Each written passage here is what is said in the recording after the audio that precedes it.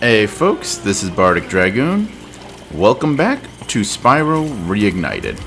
We last left off, we finished out the Magic Crafter's world, and I kind of realized I didn't remember it all that well. But in finishing out the Magic Crafter's world, that opened the way, well, more so collecting Dragon's Eggs, which we'd done well before finishing the Magic Crafter's world, but anyway, opened up the way to this next area, the Beastmakers. Yeah, that is actually. There's one or two of those you can fall into. Like, that one looks like it does water, but let me make sure, especially since I can easily restock health here. But yes, oh shit. Ignore that. I forgot to turn off the audio output of my recording.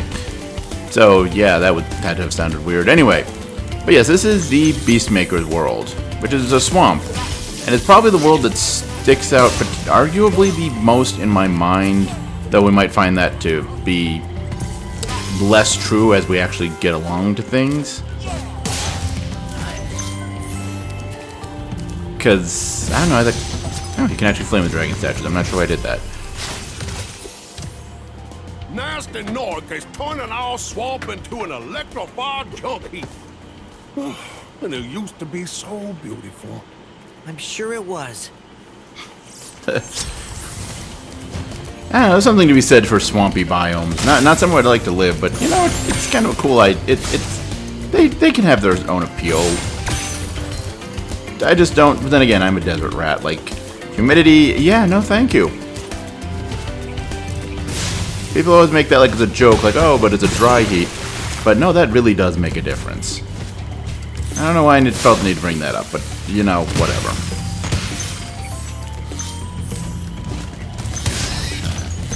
Alright, so those pigs, and let's actually let me test something that'll probably be easier to test with you.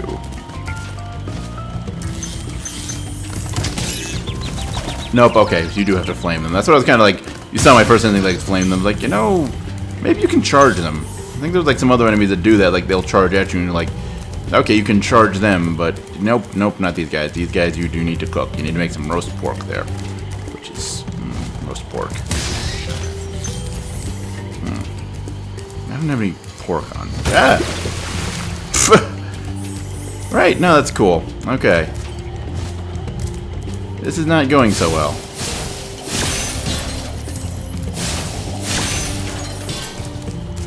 And, yeah, that one actually goes somewhere. But first, I want to see if I can find some of those headless, featherless chickens that are the health restore enemy, whatever you want to call that, in this world, or at least in the main area. Did I try to headbutt him? Not my brightest move. Cool, whatever.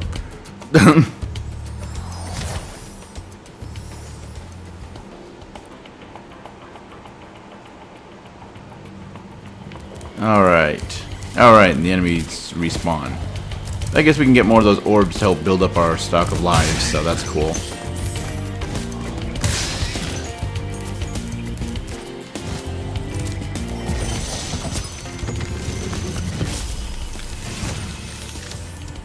Spyro, it's great to see you, but I gotta go. Alright then. Such scintillating conversation.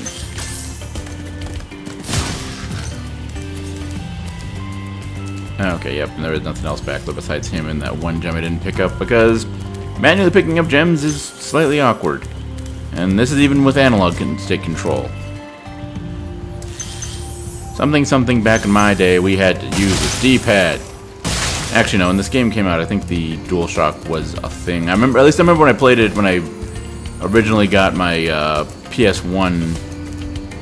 What would that have been? 98, 99 probably. I ended up getting this and what was the other one? Brave Fencer Musashi.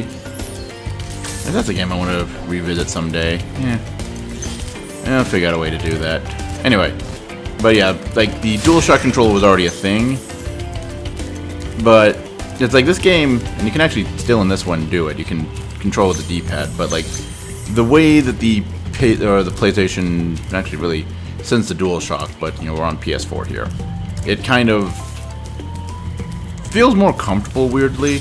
Like as much as it's not as ergonomic as like the Xbox 360 controller, but it still feels like natural to go to the analog stick first. I don't know why.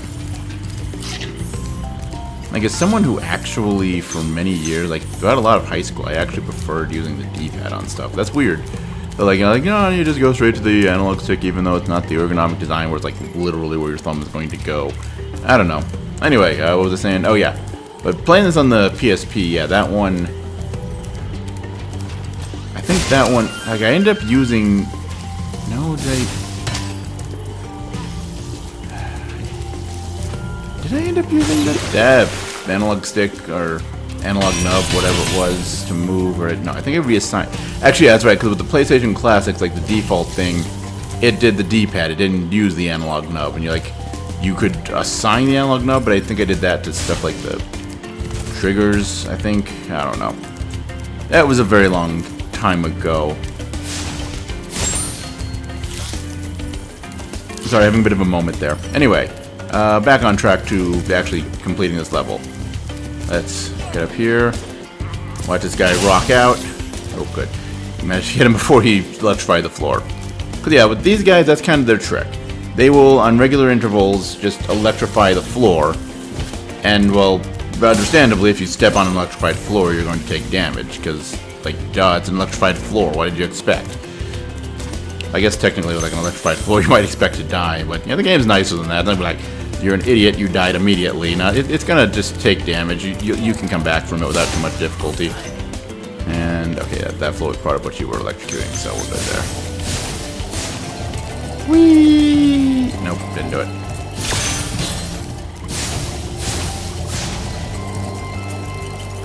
Nope. Still don't know what specifically triggers him to, like, sit on his haunches like a cat. That's probably not the right terminology for that, but whatever. Alright, if I'm correctly, yeah, we got gems up there. I think there's also on this lower level some gems as you go around the building. And look, there's the beginning. Like I kind of mentioned in the last video, and actually I think a couple of times before that, looping level design. It's kind of just a cool little thing of this game that, like, I really appreciate and get behind.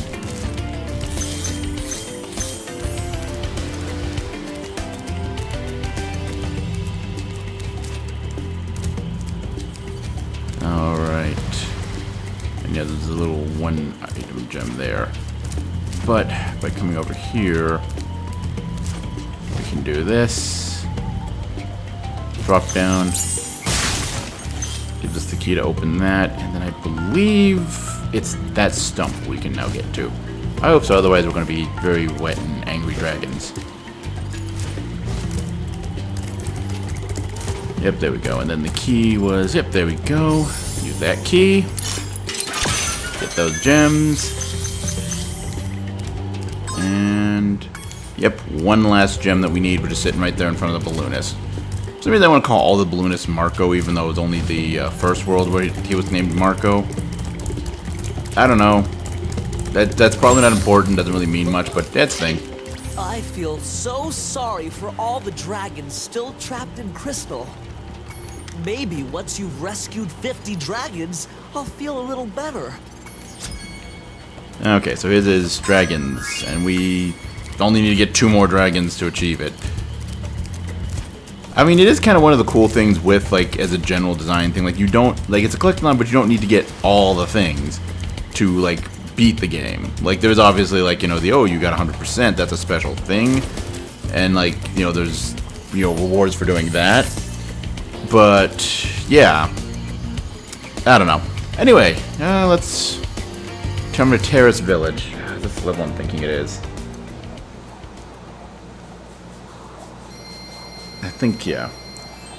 I know, we'll see in a moment. Or 2 or 3 or load times, yay. But yeah, like, you don't need to collect everything to actually get to the end of the game. Like, there's a minimum number of things you need to collect. And, I mean, you can't really get to the worlds with the full thing. Like, each of the worlds, like, we've been very close to where, like, I really didn't need to do much to get to be able to leave the world, but, like, it's not a full-on, like, you know, just complete, why, like, oh, you've got to this world, now you can just immediately go to the next one. Stay down. So yeah, those guys try and poke you with their shock sticks and just flame them. Because they're big dudes, obviously can't tackle them. Oh yeah, those dudes. Little tanks, basically. And yeah, they will shoot projectiles, and well, they're metal. You ram them. Also, sneaking up on those guys is, you know, beneficial.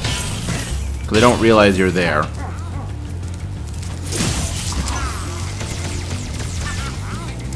Hit. Yeah, there we go. And yep, this is the level I was thinking of.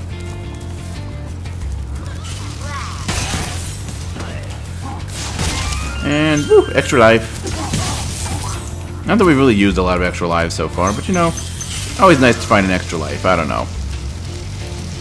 And one of those things, even if you're doing stuff where it's like, you know, you're doing like trying to do perfect run, no deaths, whatever, like it's still cool to find an extra life. Still feels good, you know?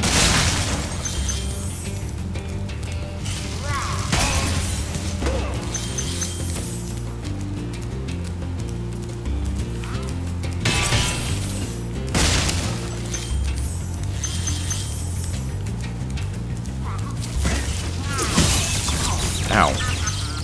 Okay, I guess I didn't jump high enough, so I still got hit by this chalk stick there or something. I don't know. Alright, and boom. And yep, that loops us all the way back to the very beginning of the level. Oh, almost missed those. That's good, I didn't. That would have been very easily one of those. Wait, but I missed a thing. No. Why am I trying to run with the holding down the analog stick? That's not ammo. Whatever.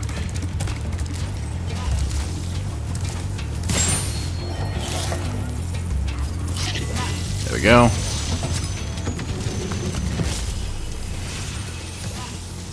Watch out, Spyro. The Norks in these parts have discovered the power of electricity, and it really stings. Also, yes, all the dragons have that kind of Bayou New Orleans accent, which, yeah, I'm okay with.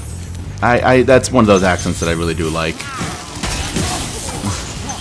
I mean, it's not like there are a lot of accents that I don't really like now that I think on it. It's like one of those, I like this particular accent, though I just kind of like the way accents sound in general. I don't know. Yeah.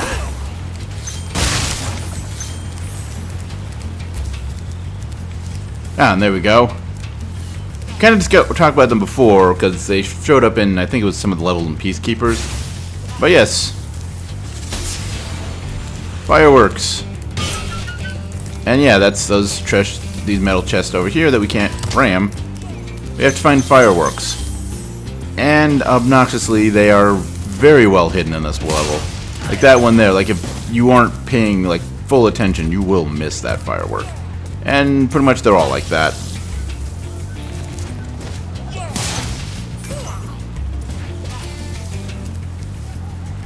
Alright, and then there's you over there. Ow.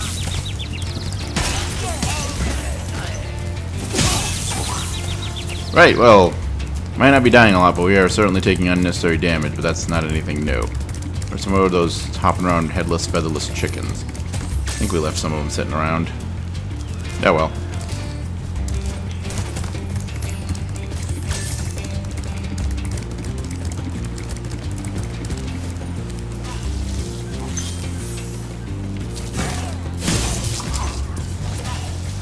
There we go. Ha! I don't remember if those guys that electrify the floor show up. Like, it's the whole Norks using electricity thing. It's pretty much exclusive to this world. Though, admittedly, this is the second to last world. Third to... Nah, you'll see when you see.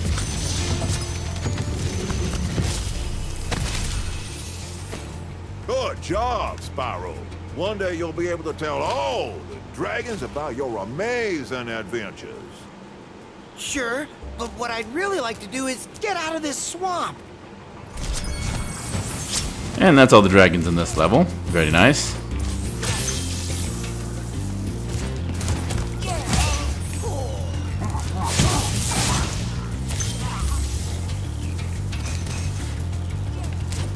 Actually, no. I'm gonna come down here. So we're dealing with the electricity shooting jerks. We're gonna come down here and get treasure. Because we can.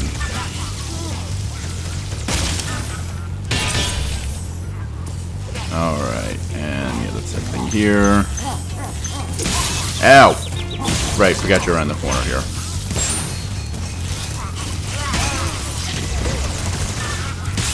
Ow.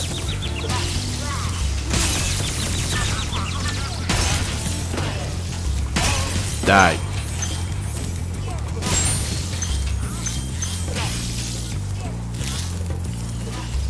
Alright. And then I believe this takes us back up to where we were. Yep, there's her. Alright.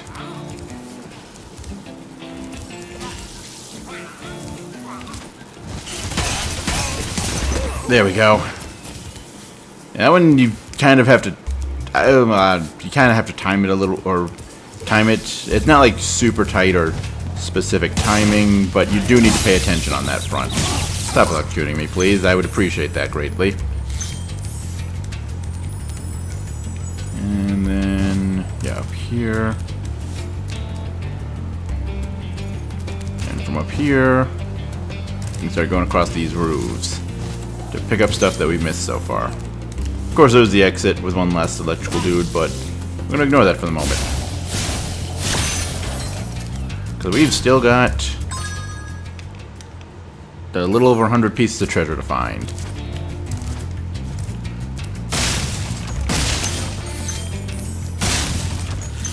That's going to involve finding at least 2 more fireworks, if I remember correctly. I have no idea why I took my glasses off. There we go. Woo, I can see! I must really think my glasses are dirty, but, like, that's just my life. My glasses are, like, never clean. Yes, there we go. Okay, that's how you get around. I knew there was some kind of way you can glide over to the roofs on this half of the level, or this portion of the level as well.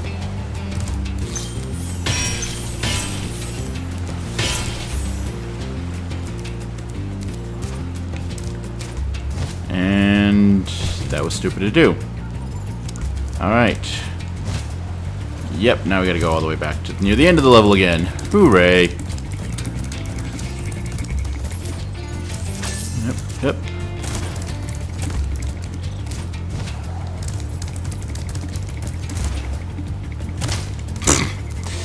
And we'll just make things worse because I'm rushing too much. Yeah, sure, why not?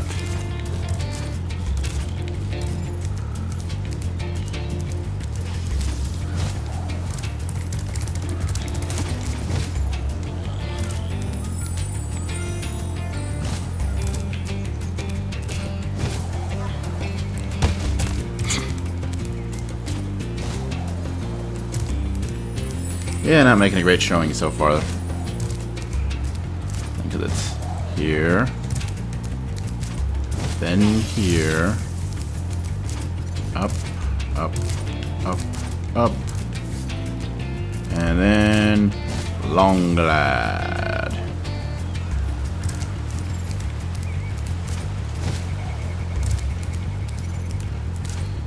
There we go. 1, 2. And this is the one that I always forget. Where is the... Because, yeah, there's that one there. And there's... Actually, wait, no, it's only those 3. That's right. For some reason I was thinking like there was a 4th of those chests that we had to break open. But no, it's only those 3, isn't it? I hope I'm remembering correctly on that. Or noticing correctly that I'm misremembering, I guess would be more accurate, but... 360. And... yeah. Something tells me there aren't 40 gems right by the exit. But where are the gems that I'm missing then? Huh. Okay, well they seem to be forward on the path of the level, according to Sparks here, so... let's just keep going forward then. Oh yeah, you can't do that while running, can you?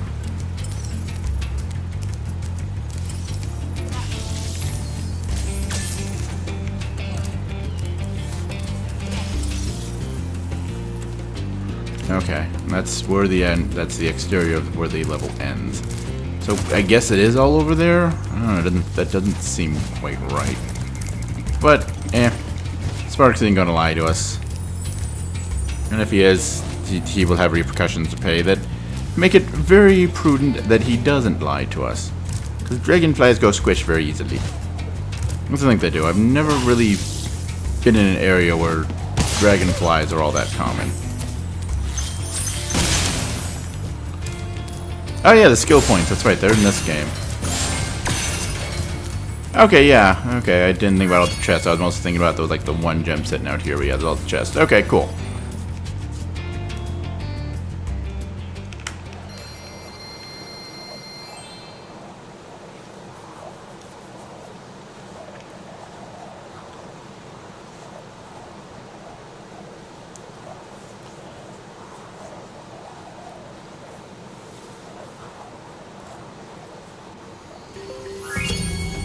Alright, and for the last level that we're going to do today, we're going to do... There's actually one of two specific things that I want to do. If I remember correctly, the flight level in this world, there's one fairly hard level, and actually, nah, you know what? Let's do the flight level. Which was over in that well up there, if I remember correctly.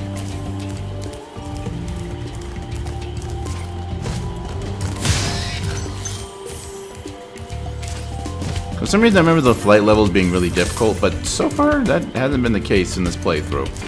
But, well, we're getting near the end of the game, so I'm sure they're going to start kicking up the difficulty. But let's take a wild flight. Is that where they like let animals roam on the plane or something? I don't know. I'm not sure where I was going with that.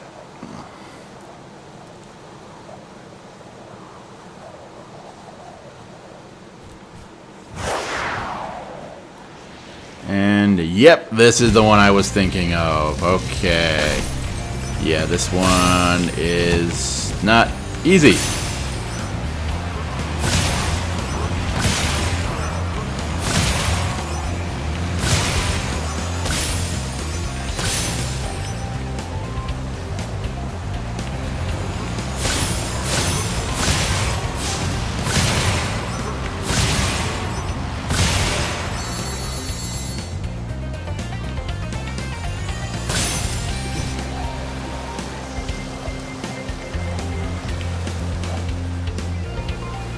Okay.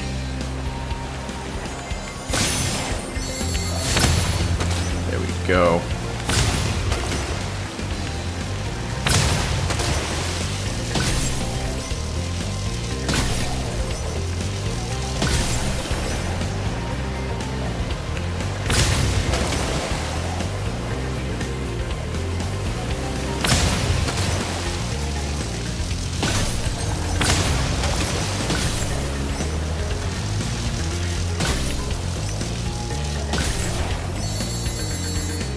Okay, so, yeah, I guess my memory doesn't work very well.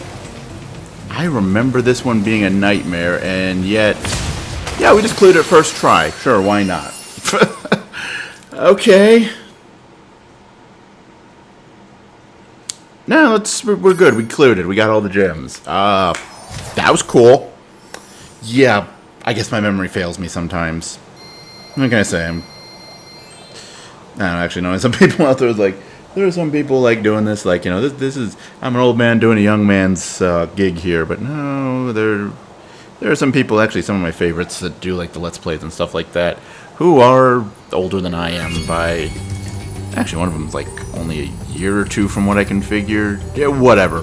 This is a weird conversation topic to be going on, so, as we've gotten our 3 levels cleared for the day, so, actually, yeah, 3 levels cleared. Just wanted to make sure, like, the hub worlds, like, are levels, like, I think of them in a practical sense, like, going through them is like, the hub world isn't a level, but yes it is. It's at least the way we're counting here to make things easy to organize. Anyway. Did they have the idle animation like that in the original game? I don't remember. Anyway, tune in next time where we'll continue on with the Beastmaker's world, and get to probably one of my favorite levels, but it's going to be a challenge to get through. Or maybe not. I thought Wild Flight was going to be, like, I was going to be stuck with that for a while, but I was wrong. Anyway, until then, as always, later, folks.